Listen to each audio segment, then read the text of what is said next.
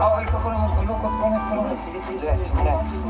Tumutulong na sa gawaing bahay sina Geraldine at ang kanyang ina. Isang linggo na silang nakapirmi at hindi gumagala.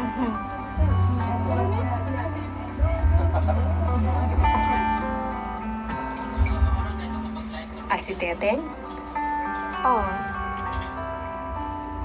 tuluyan ang kinalimutan ng kadenang gumapo sa kanya ng 12 taon. Pero ayon sa mga doktor, ang kalayaang ito ay mapuputol kung hindi maipagpapatuloy ang buwan ng paggamot. Kaya, sa istorya ni mo ni Tara. Sige. Pwede bang gamot ang ulit? Madalas nating kaawaan ang mga pamilyang may baliw sa tahanan. Habang buhay kasi itong kalbaryo.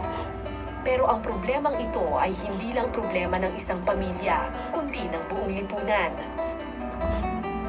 Hanggat patuloy ang gobyerno sa pagbabaliwala, hanggat ang problemang ito'y sinisikreto ng mga pamilya,